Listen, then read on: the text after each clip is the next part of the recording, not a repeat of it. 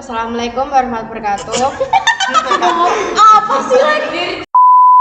Selamat siang, perkenalkan kami dari kelompok informatika ingin mempresentasikan hasil diskusi kami. Perkenalkan, nama saya Agnia Cahaya Liva, presensi 1. Perkenalkan, nama saya Alexandria Violeta Sasingapura, presensi 2. Perkenalkan, nama saya Naura Sara, presensi 26. Perkenalkan, nama saya Raffi Antoni Desvian, presensi 31.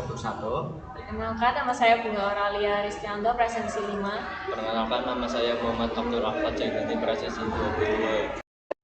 Sejarah komputer. Komputer generasi pertama pada tahun 1940 sampai 1956.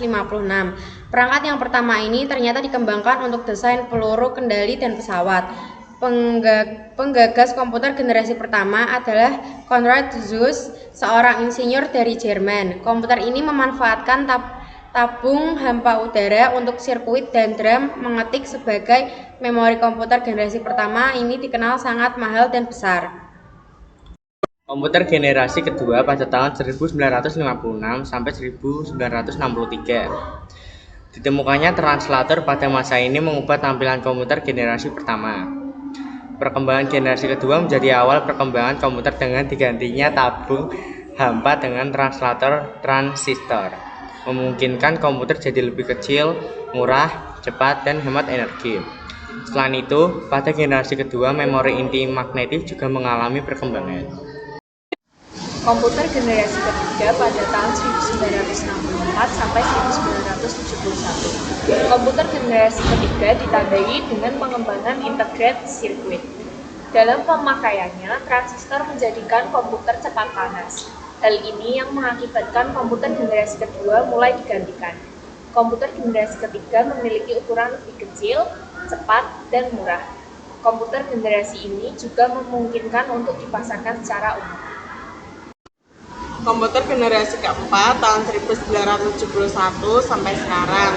Komputer generasi keempat memiliki terobosan berupa mikroprosesor yang menyatukan ribuan IC ke dalam sebuah keping silikon. Kalau komputer generasi pertama yang besarnya bisa menempati seluruh ruangan, komputer generasi keempat sudah dapat digenggam manusia. Komputer generasi kelima atau sekarang hingga masa depan. Komputer yang kita gunakan sekarang ini adalah komputer generasi kelima ditandai dengan adanya LSI atau Large Scale Integration, di mana ribuan mikroprosesor dapat dipadatkan dalam sebuah mikroprosesor. Komputer ini juga ditandai dengan kemunculan semikonduktor, penggunaan nanoteknologi, dan komputer kuantum juga akan merubah penampilan komputer yang kita kenal sebelumnya. Komputer generasi kelima dikembangkan untuk bisa merespons suara, bahasa, dan mampu belajar secara sadar. Yang pertama adalah mouse. Mouse adalah alat yang digunakan untuk memasukkan data ke dalam komputer yang berfungsi membantu pengguna komputer untuk mengarahkan kursor atau panah pada sistem operasi Windows dan sejenisnya. Contoh mouse yaitu ada mouse gaming, mouse USB, mouse trackball, mouse optik, mouse laser, mouse vertikal, dan mouse stylus. Keyboard adalah perangkat input yang digunakan untuk memasukkan data ke dalam komputer. Fungsinya melibatkan penekanan tombol-tombol untuk mengetik teks, mengontrol pergerakan kursor, dan melakukan berbagai perintah dalam aplikasi atau sistem operasi komputer. Contoh keyboard ada keyboard QWERTY, keyboard Maltron, keyboard QWERTY, keyboard Fora, keyboard alfabetik, dan keyboard Clonebird. Selanjutnya ada drive USB, juga disebut flash drive atau stick memory. Adalah perangkat portable kecil yang disambungkan ke port USB pada komputer. Drive USB biasanya digunakan untuk penyimpanan, penyadangan data, serta transfer file antar perangkat.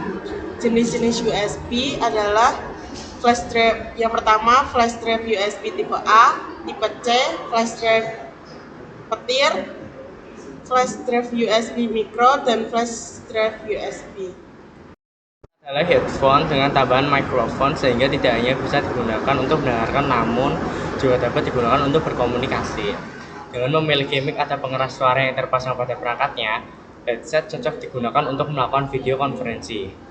Contoh-contohnya adalah 1 headset, 2 headphone, 3 handsfree, 4 earphone. Fungsi joystick yaitu sebagai perangkat input. Alat tersebut berfungsi untuk mengontrol pergerakan kursor atau pointer pada perangkat komputer khususnya untuk permainan. Jenis joystick yang pertama joystick USB, yang kedua joystick wireless 2.4 GHz, yang ketiga joystick Bluetooth, yang keempat joystick multi. Monitor merupakan salah satu perangkat keras dari komputer yang digunakan untuk menampilkan data komputer secara visual. Tanpa monitor, kita akan kesulitan mengoperasikan sebuah perangkat komputer karena tidak dapat melihat secara grafis atau visual program-program yang ada dalam perangkat tersebut. Contoh monitor yang pertama, CRT, LCD, TFT, LED, GLP monitor, touchscreen monitor, layar plasma, dan OLED. Sekian presentasi dari kami. Maaf bila ada salah kata. Wassalamualaikum warahmatullahi wabarakatuh.